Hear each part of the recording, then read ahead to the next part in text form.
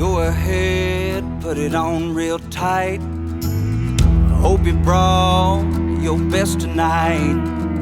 They say they got the fireworks, yeah, they say they got the show. Here around the chutes, you're the best, so let's go. This is Texas Toast. I'm your host, Miss Helen. Kick back and enjoy as we toast the best from Texas. Hello, everyone. Welcome to the Texas Toast podcast with Miss Helen. And it's a great day to be able to host this podcast when I have a great guest like I get to welcome right now.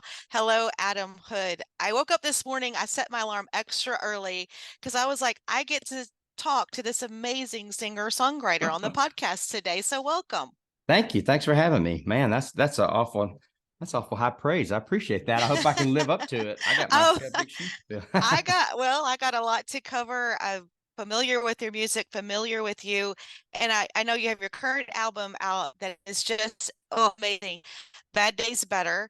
We're going to talk about that. I guess we're going to go ahead and jump into that because I have so much to cover on that. Okay. And of course, your release, Harder Stuff with Miranda Lambert, came out.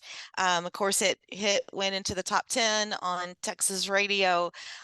Great story behind that, and great story behind you and Miranda meeting as well. Right. Yeah, it was a great story. She's kind of responsible for my relationships and my work in Nashville. I mean, I've been up there. Well, I say up there. I've written for publishers for probably close to 15 years, and so I owe her that. Yeah, and it took a little while to get her to sing on a record, but she finally did. And so I think I kind of attribute that to Brent Cobb, who produced the record. So I've asked a couple of times, and he got her to do it. So yeah. So, like I said, great song, did great on radio. And I do want to talk about how you met Miranda on that chance meeting where she had been in New Braunfels. Her and Bev had broke down. Yeah. And so what they said was that their car had broken down, and the part that needed to fix it wasn't going to be there till the next day or something like that. And so, they stayed the night, and the cottages that were over next to what was Tavern on the Green. I don't know what the name of the place is now, but that was where Matson Rayner and Ray Wiley used to do the Roots and Branches. And so I was doing it that night. And yeah, about 5 minutes into my segment, they walked in. It was her and her mother, and Casey Musgraves was with her. And so the cool thing was, like, I sat there through my set, and we hung out. And then, about 20 minutes after I was done, they were on stage playing, and then we met, and she said she enjoyed it. I gave her a CD, and I was playing her birthday party a couple of weeks after that. So that's awesome. I love those kind of chance meetings. And it wasn't the white Ford Explorer by any chance, was it, that broke down?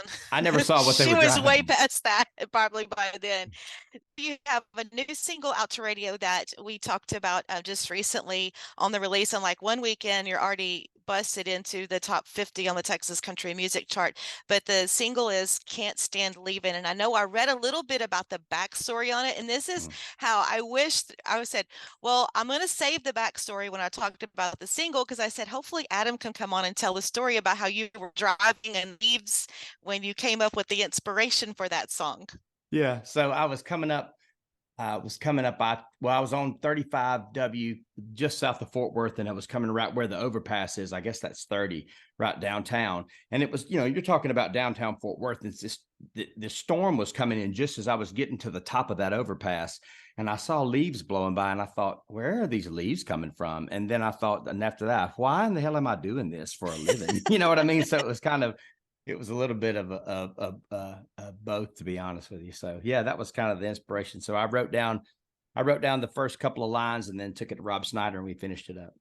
Well, it's a great song because it's like, it made me think about, there's so many times that I know I'm a homebody and I love where I am. I'm on the Gulf Coast here in Texas, and it's like I'm a saltwater soul, fish all the time. And sometimes I call it going inland, and like there's times where it's those drives like that. I think, why am I doing this? Why can't I just be at home? So yeah. Congratulations on that. Look for that to do really good. And then you have You Love Me Like That out to streaming, which all of us want a love like that. It's beautiful. Thank you. I wrote that song with Sean McConnell, and this was a little backstory. So I was a writer for Carnival Music for 7 years. That's Frank Liddell's company. And Frank is married to Leanne Womack, and they've had a lot of George Strait cuts. Bruce Robinson used to write at Carnival. And so I was there for 7 years, took a year off, and then started writing for Low Country Sound, which is Dave Cobb's publishing house. When Dave is the guy that produced Sturgill Simpson and Stapleton and Jason Isbell and all those guys. And so the first co-write that I had was with Sean. And I mean, the ink wasn't really dry on my contract yet. And they already got me in a room with Sean, which was, I've known Sean a long time, but we never had the opportunity to write. And I walked in and typically, just like me, I was about 10 minutes late, and he had already had the first verse to it. And so I kind of walked into something that was well on its way. And that song wrote itself pretty much. I mean, there's, I don't want to say love songs are easy, but I certainly have plenty of material. There's plenty of things that just ups and downs that, my wife and I go through, and just, it takes a lot of deliberate effort in order to really maintain a comfortable environment for our home. And we have I have a grown kid and I have 2 small children. And so there's a lot of, there's just a lot of personality in our life. And so we have to really work. And again, it's not, loving my wife and loving our life is not really the hard part about it. That's the easy part. It's the letting everybody know and keeping the balance, which is really, really difficult in this day and age, you kind of have to say, there's nothing you can say no to. I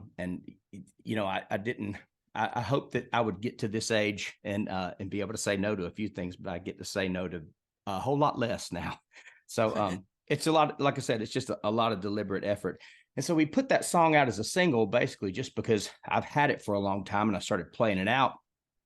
It shows, and people would come up to me and they say, man, so our wedding is next week. Our wedding is in October. Right. Our wedding so-and-so. And they would say, do you have a recording of that? And I never did. And so, I was writing lyrics, like lyric sheets to that song before I even had it recorded. And so it was time to record it, but it didn't really fit on Bad Days Better. And I went in for the next record and the recording process of that, like it doesn't really fit into the new record, the upcoming record either. And so it needed to be on its own. And I think the good part is, like, I think the song stands on its own. I think it's one that's strong enough to where it can be set aside and it can be separate and it can operate like a single, And so, will we put it on an album? Maybe.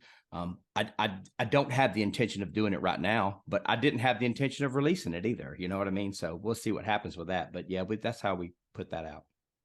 I love it. Wonderful story behind that. And just a couple more mentions I want to talk about on the album. I am in love with Business with Jesus. Thank you. Like, that's a song you should I want to play it like every morning when I get up. It's like, okay, Business with Jesus. That is a jewel. Yeah. Thank you. It's brave to put a cuss word in a gospel song. That was pretty bold of me. So, but I wrote that song with Pat McLaughlin. Pat is the guy that I wrote. I wrote Way Too Long with Pat. I wrote trying to write a love song with Pat. I wrote the Tennessee Will with Pat. The guy that I go to for a lot of stuff. And so we came up with that song. And so I feel like it's kind of self-explanatory. Mm-hmm. So let's talk about your songwriting. I know that you co-wrote Front Porch Thing with Chris Stapleton that ended up being recorded by Little Big Town. You've written, let's see, Cody Jinks, Drake White, Travis Tritt, Oak Ridge Boys. So how many songs have you written? When did you start songwriting? I kind of always been writing songs, and that's the thing, when you're a kid, you write poems that you sing to. And then when you're in high school and you start playing guitar, you write songs that are unfinished. And so I've always the creativity has always been a part of my life, whether I admitted it or whether I accepted it or not. But officially, I started writing songs that I would play out in front of people, probably, 96. Before the 2000s, if that tells you how long it's been. And then, like I said, started making records. My first full length album was called Different Groove. I made that one in Los Angeles with Pete Anderson. He's the guy that he did Dwight Yoakam's albums, played guitar and produced his records. And so I had an EP out before that, the one that's got A Million Miles Away and stuff. And I wrote all those songs. And so that, that progression from Alabama to LA to Nashville, which is a little bit, around your ass to get to your elbow, as we say, so, but, Right. but at the same time, that's just kind of the, how I was led to do it. And so that got me to this meeting with Miranda and got me to Nashville. And so, and that was kind of where I started the co-writing process and the whole, this is your job. You meet here at 10 o'clock on Tuesday, you do this, you have one in the morning, one in the afternoon, and stuff like that. And so, it took a little while to get used to it, but I mean, it's the part of my job that I love more than anything now. I mean, it doesn't matter how challenging the write is or the song or anything like that. It's the thing that I am the most rewarded for accomplishing, meaning it's the most satisfying part of my job. It's the most challenging part, but it's the challenge that I'm always up to. And I enjoy it. If I could be a writer, if I could make a living as a writer, I'd never hit the stage. Mm-hmm. Mm-hmm. And I love when I'm able to interview such a strong and successful songwriter like you, because it's like, even when I was in radio, the first thing I would look at is who wrote the song. Mm-hmm. And I want to get Thank to you. one of those songs. If you'll just let me indulge on a couple of more songs that touched me, By that's all in your means. library. Yes. I want to talk about pine cones, because that just took me back to my grandparents' place, and mine would have been pecans and yours was pine cones. Right. That is, right. I just love it. I mean, it's like when you grow up and you get older and time just goes so fast. And I look back on those days, and I have to say it was kind of a teary-eyed moment many times when I've listened to that song over and over. Thank you. I mean, and that's kind of one of those songs that, so when we were in the process of when Brent and I got to the point to where Brent said, okay, I'll produce your record. Basically what he did was he went back in my back catalog. And I mean, in the Carnival repertoire, there's about 300 tunes. And so he went back and listened to all of those. I mean, I say 300. There's probably more on the 250 side, but nonetheless, he went and listened to all those songs and said, okay, here's what I heard. Here's what I want to do. And Pine Cones was, if we recorded 10 songs on Bad Days Better, Pine Cones was probably number 11. But just like You Love Me Like That, it didn't stylistically and sonically, it kind of didn't fit. But because we had the conversations about that song, it kind of put a little bit of wind in the sails of that tune. And so I'm really thankful we did, because it kind of reminded me of how much that song meant. My mother still lives on that property. She actually owns the house that she grew up in. And so I still see those pine trees a lot. They're still a lot bigger. Do your kids pick the pine cones? No, are you kidding me? No, it's machinery that does that. They're not going to do anything that machines will do. It's so true. And another one, coming from a small town, being a small town girl, is Real Small Town. I love that one. Thank you. I wrote that with William Clark Green, in fact. And so, yes. Yeah. And so that was the first time I wrote with Will, and he came, it was his idea, and he came with it. And he said a number of times, he was like, is this, while we were writing it, he said, is this song any good? And I was like, yeah, it's good. And so I think the good news is, because he was so unsure of it, it gave me opportunity to record it. And so while we were in the studio, I sent it to him, and he said he sent it to his mom, and it meant a lot to Will. So yeah, that was, I'm proud of that song too. And it's one of those to where I feel like we did a good job of painting the picture of our towns and still making it to where any other small town in America could see it too. You know what I mean? So, mission accomplished with that song. I'm glad you said that. I'm proud of it myself. That is so true. And of course, an anthem song, especially, I love to play in this one. I love going to Josh Abbott's show and seeing them sing. I'll sing about mine, but I got a quick story to tell you about that. I was on the boat fishing the other day, and I love to throw a topwater and work a topwater. And so, of course, I had my music on, and that song came up, and I was working my topwater to the song, and boom, a big old trout hit it. So nice. But I'll sing about mine. What an anthem. That's a great song.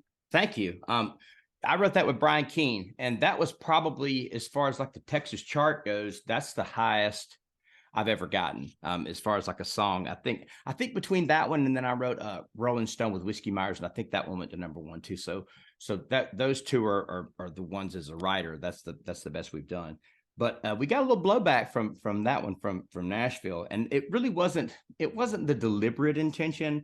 I think it was a little bit more of an indirect intention, but nonetheless an intention. And so when Josh put it out, like the week it came out, Rolling Stone called, and they were like, "So, what did you mean by this? And I said, oh, I'm losing cell Oh, service. You'll have to call Brian. So I just kind of avoided the issue. well, we love it. Always have love it here in Texas. Loved it on the Texas radio. So that covers a lot of the songs. I just enjoy listening to your library and have kept up with you. And so recently you did play the Opry. I know you played it October and then just a couple of weeks ago. I did it twice, and I'm really thankful that I got to do it once and then got to do it again. And so, man, Jason Eady, he played it in November, and Jason's one of my dearest friends, and we talk about it a lot. And I think both of us can agree on that's the one time in my career that I can say everything changed after that. Because everybody's always like, well, what's your favorite room? And what's the moment in time? I don't know that I ever had a solid, consistent answer for those questions until now. And the Opry is really, and it really is like, it's something that I feel like I can kind of relax a little bit. There's still a lot of work to be done, but I don't have as much to prove to country music anymore. Because the Opry has allowed us to come stand in that circle, and there's something to it, man. And it's a wonderful night. They're really, really cool. Everybody's super kind. They were sweet to my family,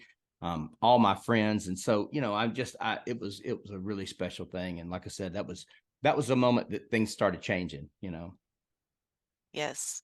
And to think that it all started, I saw where, let's say you were young, started playing at a restaurant in your hometown in Alabama. So what would you sing when you were little and going into that restaurant? Oh man, I can still remember my first set list. So I started in church at 14, and then my mom got me a job at the Breezeway, was the name of the place. And I was 16 when I started working there. And I know that John Hyatt was the first three songs. Vince, I could sing Vince Gill songs back then. Nice. So yeah, and so and like Steve Wariner, and that was back when Clint Black was big and Garth Brooks was big. Like first three albums for all those guys was kind of my formative years.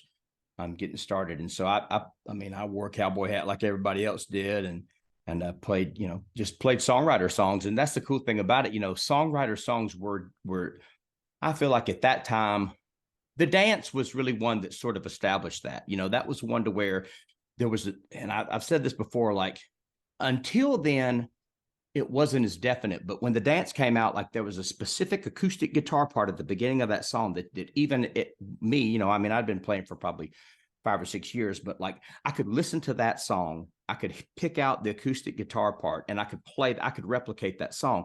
And so the dance was really one, I think, for a lot of the guys, and I think a lot of my peers would say the same thing, that, you could, if you're a songwriter, you could relate to that one, and then, also, I feel like that Garth was pretty good about tipping the hat to the writers. I knew who Clint Blasey and Tony Arado were then, you know what I mean? So, like I said, and that was back when they still had liner notes, but it wasn't as common, until songs like that came out. And so once I started digging pretty quick. And I'd been into songwriters because my mother, she brought home that John Hyatt Bring the Family album, and it was the same scenario. There was a song called Thing Called Love on Hyatt's album that he wrote. Well, Bonnie Raitt had a big hit with that. And so I remember seeing that video of Bonnie Raitt, and I thought, man, that's a cool song. And then my mother comes home with a cassette tape that song's on. And I didn't realize that happened until then. And so that was kind of, it was a good time to learn how to be a songwriter, because songwriters were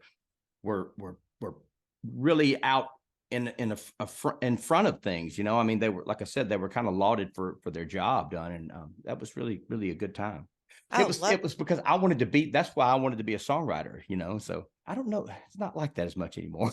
but that is just a great story, and to see how far your career has taken you. Now, are you self-taught? Did you study music at all? No, not really. I took lessons. I took lessons kind of coming up, and I think that was really important because my 6-year-old is kind of taking interest in it, and I've been playing guitar for a long time, but I don't know that there are fundamental skills that I could actually teach her. I can teach her how to play songs, but before you're playing songs, you kind of need to understand how chord structure works and how melodies work and where things in a major scale and a minor scale, the difference between all those things. So I took a few lessons. I tried to go to, after I got out of high school, I tried to study jazz guitar at a school in Columbus, Georgia, because I was in Alabama. I was the county that basically joined the state line. We could get in-state tuition. And so I went over there, and I mean, I pretty much bailed half the semester. I said, this is not for me. And, because a lot of the guys that were graduating from that school, they were teaching 12-year-olds. And I said, if this is where 4 or 5 years of education is going to put me, I can just do this now. And so I kind of kept the knowledge that I learned for better or worse. And so, yeah, I mean, I've taken lessons and I've studied. I'm still working on it, still playing. My guitar is kind of the thing that I love the most, as far as I say that. The writing has gotten better, but yeah, I love the guitar playing. Wow. I just love hearing these stories and just pick it in your mind and just getting all this stuff out there. Cause it's like, it's just songwriters just amaze me. So outside of everything else you do, then you still have to do some shows. So are you touring as much as you used to, or are you kind of managing that schedule with family and balancing being out and doing your shows? I think it's kind of cyclical. As far as family goes, there's always, I know what my months are. January, ironically, is a really busy time. February is pretty busy, but April, like I said, I have my 6-year-old, her birthday's on the 1st, my wife's birthday's on the 17th, and then there's Easter. So, I don't really, April is usually the month that's pretty slow. And then, we have, the school year starts in August, the school year finishes in May. And so, there's things that we've kind of worked out in our lives to where this is about as balanced as it's ever been. And I have a band that I play with, some guys in Nashville that I've known from Birmingham for a long time. And they're a self-contained unit. And so, when we have band shows, I can call them. When I have acoustic shows, I can just do them on my own. And yeah, I think that we have our balance, but then, it's kind of balancing itself as well too. There are people that love watching me play with the band, and there are people that could care less about the band. They just rather hear me sit and sing my songs. And I like the fact that both of those exist. I don't think I could do, if I was only by myself, I'd get bored. If I was only with the band, I'd get bored. And so, it's nice to have that balance. Love that.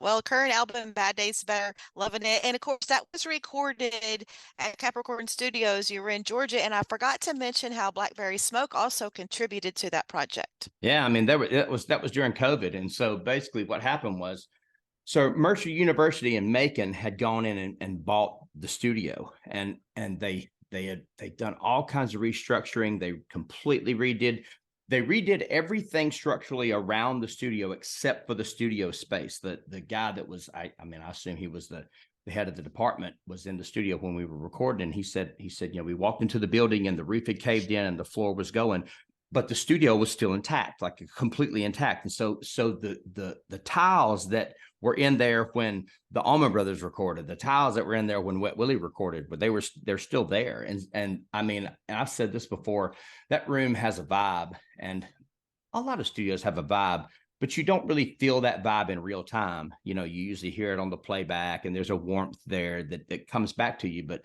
that's there when you're playing. Like at Capricorn, it's there, and it's obvious while you're in that studio. You can feel the music differently there.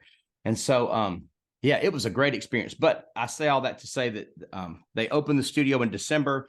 In March, they shut the world down. And so it was kind of easy to get everybody to the studio. It was just a matter of a phone call. My manager called Charlie and them's manager and said, "Hey, Adam's making a record. You guys want to do it?" And they said, "Sure." Nobody had anything to do. But Charlie and I, he and I grew up like 15 minutes from each other. So he's from Valley, Alabama, and I'm from Opelika. So they're like pretty much rival schools. And he graduated from high school the year before I did, and moved to Atlanta area. And I went west. And so, our paths never crossed until we were in the studio. I did one show with him, and we met, but that's really it until we started playing together. And the first time we really hung out and talked person to person, songwriter to songwriter, player to player was in that studio. And I mean, I know I have a lifelong friend in Britt and Richard and Charlie and those guys. And so it was a really great experience. And because of our background, it really felt comfortable, and we knocked it out. I mean, pretty quick, you know. Wow. Thanks for sharing that. That's a Of great course, yeah. story there.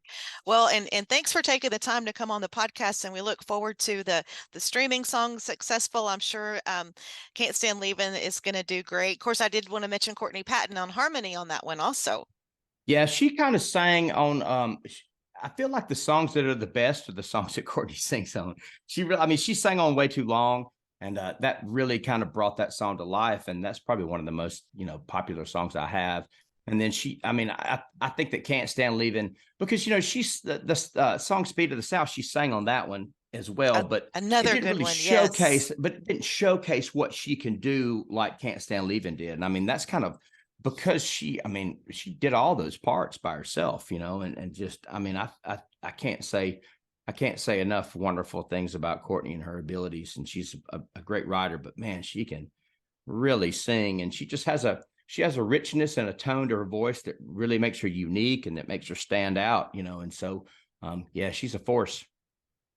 So, well, thank you so much for taking the time. I think we covered a lot. Thanks for opening up and some of the history and just listening to you talk about the songwriting and your experiences. So thank you so much, Adam Hood. Of course, my pleasure. Thanks for having me, and I appreciate it. Means a lot to me that it means something to you guys. So thank you very much. And with a heavy tongue, she knew where I was from. As she left, I dared to say, well, you can go to hell. Hell, I'll go to Texas. I've had my fill of every place but home.